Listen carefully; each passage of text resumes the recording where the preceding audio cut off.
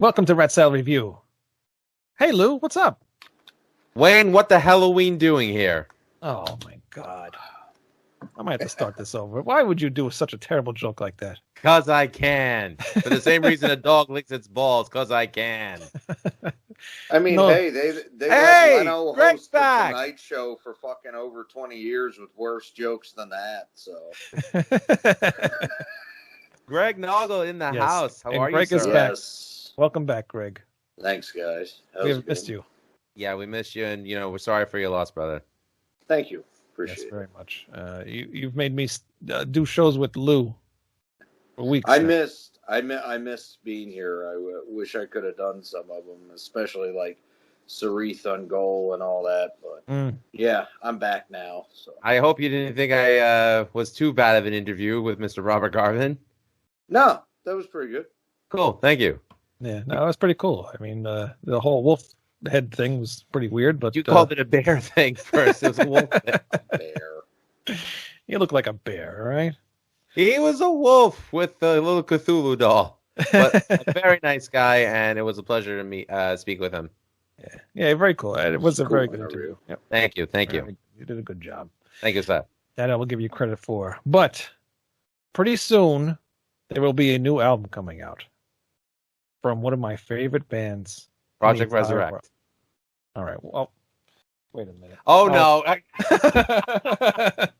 Oh, damn it. Where did I put it? Oh, it's all the way Keep up talking. there. Who's the Shit. band? Well, I'm wearing the t-shirt if you can't see it. Helloween. June 18th, the new album will be out.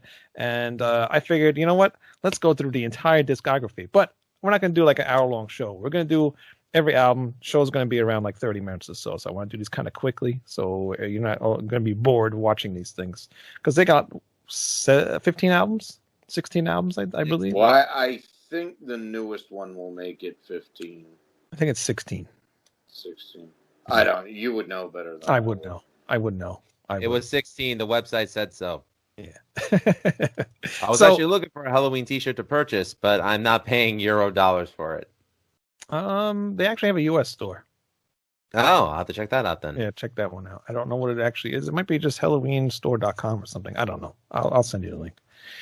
But yeah, so I figured let's do a Halloween discography thing all the way up to the release of the new album, and this should be kind of cool. Because I mean, we have done these earlier albums. We have done before, me and Greg, right? We've done these. We did Walls of Jericho and Keepers, but we did just Pink Bubbles kinda, and we did Chameleon too. and Chameleon. Yeah, we just kind of glossed over the EP and mentioned a couple songs though. Yeah. So Yeah. the first half of the albums we kind of did already, but we didn't do them with Lou, so this is going to be kind of new. True. And do them with Lou. Don't want. Well, thank you for including me on this, but I feel bad having you guys revisit albums you've already covered on the show. I mean, it's fine. It's not Coroner, but I can live with it. So this is for a purpose, so it's okay. It's going to happen. All right. But Greg, it's not corner. It's Halloween, and we're going to start with the first EP. And Yes. actually, what I'm going to do is we're going to do the EP and Walls of Jericho in one show because it's only an EP. Since Oh, now really? they're released together. I didn't listen to Walls today, but Oh, jeez. We were doing Just all of them. no, I thought we were just doing the EP. No. Honestly. I was specific on doing them all today. All right, whatever. What is that you got there? This is the Japanese re-release they did that has the EP and Walls of Jericho on one CD. And then I've got Judas as well, which also has the EP on it. So that EP, that the Judas single has the EP on it as well. Yep. Really? That's very strange. Let me see the back of that. Oh no, I was gonna say you're right. It is just a Judas EP. I thought it had both on there for some reason. no. But anyway. You scared me because then I was gonna have to look for that next. I already have like 4 versions of that. I don't need more. You know what I hate about that EP? I mean that single, the Judas What's single. that? Those songs that say they're live, they're not live. They're not live on the CD version. On the vinyl, they're live. They're not live on the vinyl version or the cassette version either. Those live noises that you hear are dubbed in. I had read that, but I had also read that on the vinyl version it uses the real live tracks, and then on the CD and the cassette it said they switched it to the overdubs. Very interesting. I'll have to read up on that again because we did have a discussion about that on the Helloween message, the Helloween Facebook group, about that same situation, and everybody said they were not really live tracks. Yeah, that's what I had read anyway. I mean, I don't have the Judas single on vinyl, so I couldn't tell you if it sounds any different or not. I do. I'll have to check that out. I'll let you know. Okay. But yeah, if if you need some Japanese Halloween CDs, I'm gonna sell these too. So. Oh, very cool. No, I actually have all those. But anybody else who wants them, Greg's selling them. You got the OPIs? Yeah, I do actually. I believe I do. Oh, cool. I'll look. I'm pretty sure I do though. In case anyone doesn't know what that is, that's the white tags that they have on the CDs every time they release one in Japan. Yeah, I actually hate those. I don't know why people are so obsessed with collecting them. Just to have it. Because if you're going to get it, you should have it complete. I guess. Wow. They're annoying because they don't also fit in the case either, you know? They don't. Well, they're not meant designed to fit in the case. They're designed to fit over the edge. I know. So then you got to get a plastic Japanese bag. Writing. Well, no, the CD ones, if you turn them sideways, you can fit them inside the case like this. Yeah, sometimes, yeah. Wayne, what you do with your OPIs is your business. Let people do what they want. I keep mine. Yeah. You can always pop it out and put it behind the tray card. Oh, that's true. Yeah, I've done that too. I mean, it's not hard to deal with, Wayne. All right. I'm sorry. I ended up getting a copy of Dream After Dream from Journey. I found a copy from Japan, but it didn't have an OPI, so I wonder if it's authentic. Probably not.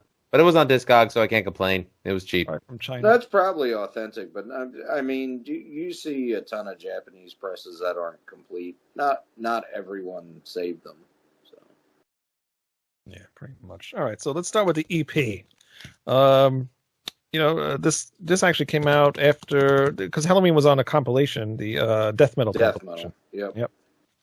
And then after they did that, I forgot what song was on that. I think it was. There's 2 Murder. songs on there. I think it's Murder and possibly. Oh, and Earnest of Life. I think is the other one. Ernst. Yeah, I think so. Yeah, that sounds right. Yeah. Ironic how they were on an album called Death Metal. Right, because Well, honestly, I mean, the EP is my favorite for a reason. This is like speed metal, man. Yeah. Also, shit like Possessed and Death and all that had not come out yet in 1985. I mean, Hellhammer is also on that compilation. That's probably as close to death metal as it gets. I remember when I first did an episode of Outside Review with both of you, and Uncle Saxon was on the show as well. He asked me what are my favorite speed metal bands, and I honestly didn't know how to answer that because, you know, I know death metal, I know power metal, I know thrash metal, but I never really thought of anything as speed metal. I mean, to me, if you would ask me, okay, what's my favorite fastest band, I would have said Racer X, and he said, no, that's not speed metal. I'm like, well, I never heard of it. You know, it's not a terminology that was in my echelon, if you will. Right. Yeah. I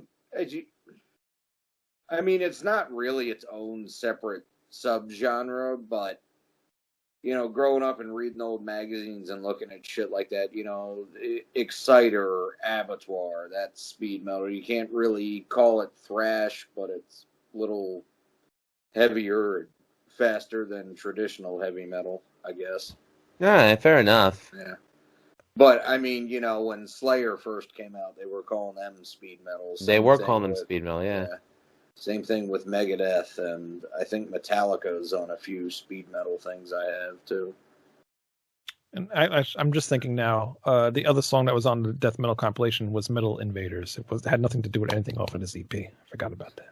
Yeah, I was gonna say I didn't think there was anything on the EP. No, it was Metal Invaders and Earnest of Life. So those were the first original songs. But then after that compilation became their first EP entitled Helloween.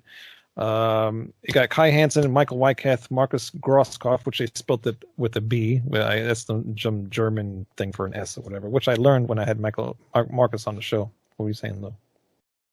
Oh, and the great Ingo, rest in peace. The great Ingo, a huge influence on me for drums, especially with double bass. When I started playing drums, I listened to like Def Leppard and Guns N' Roses and Metallica. Not so much double bass stuff going on time, but then when I got into Helloween, that's when I started developing my double bass playing in my own drums and took it from there. So I owe a lot to Ingo. He was a huge influence. He made it sound so simple. Yes, he did. He's very missed in Helloween style. Because as you get on some of the newer guy, I love the newer guy. He's awesome, but it's just not the same. It's too much, I think. So anyway, the EP. Really cool EP. When I first heard this EP, it was after I heard Walls of Jericho. It was after I heard Keeper 1, 2. I even think I didn't hear this EP until maybe I got Chameleon. So really? I didn't even know about this EP. I had no idea about this. And because a friend of mine, he used to take all the tapes and copy them for me from his brother. So I don't think he realized he had it at the time or something. I don't remember what happened, but when he found out that he had this EP, I was like, holy shit, there's, some songs I never heard of before. And hearing some of these is really cool. Like Starlight, Murderer and Warrior, and Victim of Fate and Cry for Freedom. I mean, they were on the Walls of Jericho, because there was another remastered version of Walls of Jericho where it did have some of the EP songs on there, plus Judas. So I heard a couple of them that way, but I never heard of Starlight before. And just hearing that song, and the intro is pretty cool, where it's, the guy sitting there listening to the radio and, Yeah, you get the Silver Shamrock thing from Halloween. Yeah, awesome. Exactly. Halloween is like the only group of people I know who have any kind of love for Halloween 3 Season of the Witch. Well, I'm glad and I agree with them, because that's my favorite of that series. You're all right. If Greg likes it, I really need to give it a chance. I just didn't bother because it didn't have Michael Myers in it. Yeah, well, the only one that has Michael Myers in it that's any good is the first one anyway, so. Can't argue with that. And it's true. But I love the EP. So I'll let you guys go. Greg, since this is your first time back in a while, what's your thoughts on the EP? I love it. It's great. I mean, they really, as far as Helloween as like an entity, as a band goes, they get better or fall more into their style as they progress here. Yeah. But I love this because it's like Exciter, but different, but it's very fast, speedy, aggressive. And even though he's shredding somewhat, I really like the way Kai Hansen plays guitar. He's very distinctive, and they just kill it on here. Every song's great. I mean, Starlight, Cry for Freedom's probably my favorite. Oh, really? But Murderer, they're all very catchy, really. Yeah. Yeah, it's a really cool EP. There's no filler on it. I mean, there's no room to really have a filler on the EP, but no, but I mean, not every song is great all the time with certain EPs, but in this case, it is. Yeah, I think so too. And Lou, is this the first time you've heard this EP? Wayne, I'm not going to lie to you. I've only heard one Helloween album in my entire life up until I got prepared to do this show. Oh my God. Really?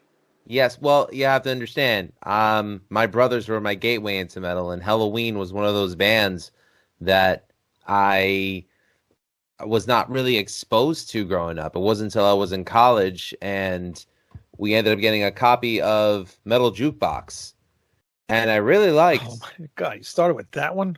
Hey, first, It don't wasn't make even me blow your spot. You said the Darius At least there it is your wasn't favorite. Shit mill. But, But I enjoyed the Watch your mouth. musicianship. hey, Ingo said it. I enjoyed the musicianship on that record. It wasn't until I heard Gamma Ray where I discovered the greatness of Kai Hansen.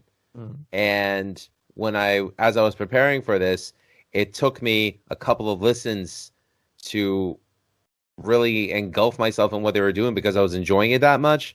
So when I heard the EP for the first time, I was completely blown away. And the one thing that the biggest compliment that I could give it is that I could understand how it practically single-handedly influenced the entire genre of power metal. Right. Yeah, I think so too. All respect and credit to Helloween. Yeah. Because there really was no other band that kind of sounded like this back then, I don't think, right, Greg? You're a really good historian on that kind of stuff, so. No, not really. I mean, with the way they present it epically, with some of the lyrics and stuff like that, it is kind of similar to, like, Man of War's Battle Hymns and Hail to England, which became power metal later on because Hail to England and all that, I think, is heavier than what they became. But, Ingo's machine gun style drums is definitely a big deal here, and nothing else really quite sounded like Helloween did at the time. I mean, it definitely is more speed metal during this era, but they bring a different sort of almost like Queensryche epicness to it. And really, the only real complaints I would ever have about this is I think Kisk sounded a little bit better on some of the songs when he would do them live later, just because his vocals are a little bit stronger than Kai's, but it doesn't hurt it at all on the EP. Yeah. No, I like the EP. Kiski's vocals on some of the redone tracks. I like them. They're okay. I like the originals better, though. I was not surprised you say that. No.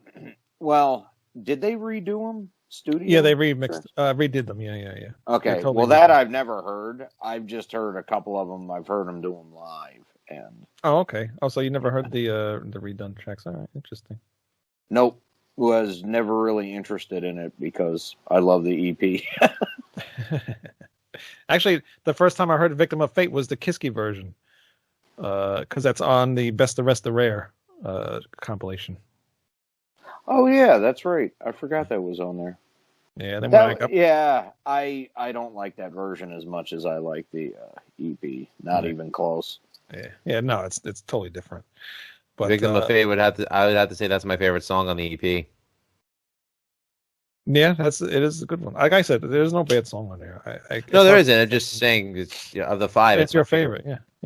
I think my favorite's Starlight. I actually saw them play that song when they came. They actually played in here at the downtown. Remember the downtown, Lou? Yeah, I saw many shows there. It was a great place, and now it's a Croxley's Ale House. Like, we need any more of them on Long Island. But they started with that song first, and I'm like, holy shit, that's the kind of like a rare song to pick, I'll pack my house that next Halloween. It was packed, but it wasn't that bad. I was actually on the front, on the guardrail, and there wasn't that many people there. It wasn't like overly packed. A good enough crowd, but the more they've been touring the States, the bigger their audiences seem to get. And, yeah, I think so. I mean, I don't want to jump ahead too quickly, but it was nice to see that with the Pumpkins United, having played Rock in Rio and Vakken, good for them for playing in front of, the biggest crowds that they've ever played for in their whole lives. They've earned it and they deserve it. Oh yeah, when they came through here and they went to Irving Plaza. I think it was Irving Plaza. Yeah. That was packed. That was like you couldn't move in there. But it was cool. All right, so then Walls of Jericho, the first full-length album. Didn't Judas come out before Walls? Judas was after Walls. Oh, okay. I believe. I'm pretty sure it was, yeah. No, you're probably right. I was more asking than anything. Sorry. Well, it's a bonus track, I think, on Walls of Jericho. So. Yeah. What? Yeah. Oh no, Lou mentioned that about the bonus track, and I was gonna say yes, it is, but like all the compilations and versions of that with the bonus tracks came out later on, like 87, 88, I want to say. Mm-hmm. Yeah, after the popularity of the Keepers albums. But one of my favorite album artworks. You know, just really cool with the I forget what they call this guy. Fangs. He's from a movie. I can't think of what the name of the movie is. I don't remember. Burial Ground, Knights of Terror. I don't know. No idea. He looks a lot like Pumpkinhead, though. Maybe that's the name of it. Pumpkinhead. Pumpkinhead didn't come out till after this. Really? It's from Yeah, something. I forgot what they stole true. from. I forgot what they stole from. Wasn't Rawhead Rex either. Nope, wasn't that either. I know. No, Rawhead Rex Cardinal. looks like a giant dick. Yeah. But Yeah, right. then on the back, it's got the weird-looking pumpkin-headed guy with the trumpet. So again, when I heard this album, this was Peter the third. Pumpkin Eater, the 13th disciple. Signaling the future Bruce Dickinson song "Trumpets of Jericho." No, just kidding. When I heard this album, I heard it after Keepers 1 and 2. And going back to this, it was a little bit of a shock to me because, you know, obviously Michael Kiske ain't singing on it. And the band... Thank God. Yeah, I'll give him that one. All right. Yes, he would not have fit on this album. But No, not at all. The music's more aggressive. It's more thrashier. It's like speed metal, if you want to call it speed metal or whatever. It's Fucking Exciter, Metal- seriously. I mean, think I of never like listened to Bring On the Damned or something like that. It's not all that different from... I guess I have to listen to Exciter because I've really never listened to him. Well, Blasphemer. stand by for Exciter. Now let's continue talking about Helloween. Yeah. So anyway, so it starts off Walls of Jericho, Ride the Sky. I mean, again, every song on here I love. There's maybe two songs on here that, not that I skipped them, but I don't really like them as much. Maybe Phantoms of Death. It's, you know, I'm not the biggest fan of that song. And Metal Invaders, which was on the death metal compilation, is better than a death metal compilation because this one's actually played a lot better and recorded way better.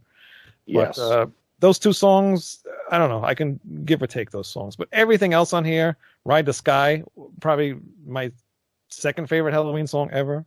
Actually, no, I'm lying. How Many Tears is probably my second favorite Helloween song ever. Which actually came from Michael Whitecatt's other band that he had at the time. And I don't know if anybody ever heard the original version of it. I'm sure. I know you didn't, Lou, because you're just now getting into Halloween. I'd rather be hated for being honest than loved for being a liar. No, of course. But it sounded completely different. It was like a piano version. If you hear it, you wouldn't even recognize the song, really. It's totally different.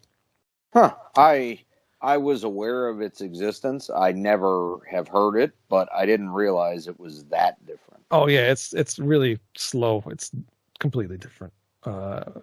But it's cool. It's cool to hear where this song actually came from, you know. But I love the version on this album is the best. Actually, no, I'm wrong. The best version of How Many Tears is on the Keepers Live album, or I Want Out Live. Okay, good.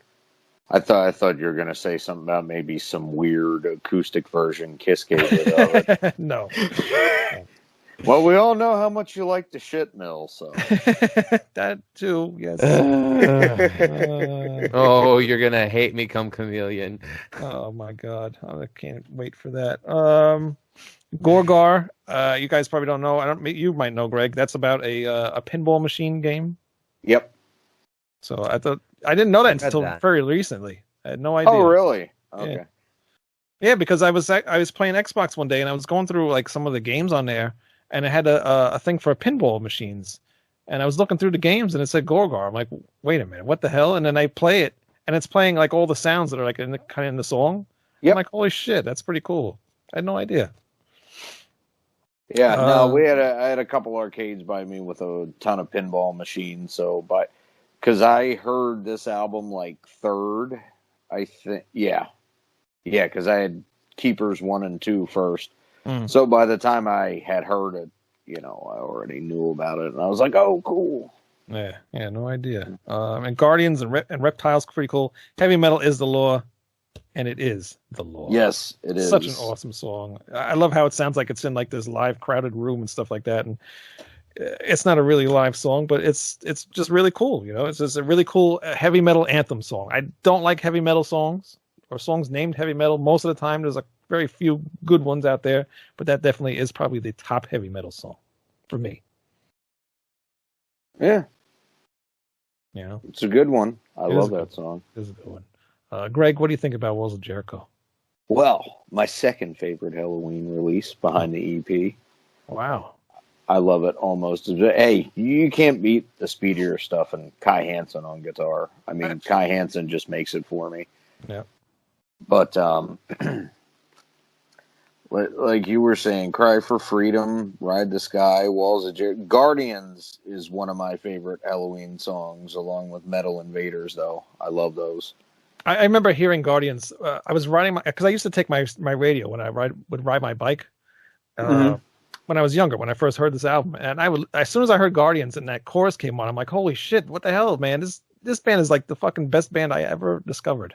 Great song. Yeah. You know, when I heard, like I said, I heard the Keepers ones first, but these two just blew me away. They're just so ferocious. I mean, Keepers is very epic, and definitely they come into their own legacy there, so to speak, as a power metal band. But there's just there's so much power actually behind these, and they just rip, man. They're great albums. Very good. And Reptile and Phantoms of Death would be the two where I still like them, but if you were going to say two tracks were kind of fillery, that's how they feel to me. And really the only reason the EP is my favorite above Walls is just because there's less songs and it doesn't have a chance to, throw out something good, but not as good as what preceded it, I guess I'll say. Because I really don't dislike any songs on Walls of Jericho. It's a very solid album. One of the best debuts there is, honestly, I think. Yeah, I think so too. There isn't those songs really aren't filler. It's just they're the lesser liked songs, Yeah, well, and I mean, you're kicking off an album with Guardians, right? Yeah, and not that starts it, but you understand what I mean. Yeah. That's really hard to follow up with something. Right, exactly. Lou. Well, starting off with Walls of Jericho, hearing the Silver Shamrock song again, I was like, God damn it again. But then all of a sudden, Ride the Sky comes on. I'm like, all right, I get again. What do you mean again? It doesn't happen again. It happened He means album. After the EP. It doesn't happen after the EP. It happened with the EP. The Silver Shamrock song, London Bridge. It's on the EP. So what? It's on the EP, and it was...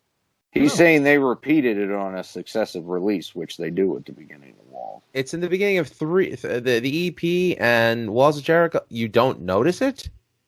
It's well, if you're listening to it, you're listening to the version that has them all on it, right?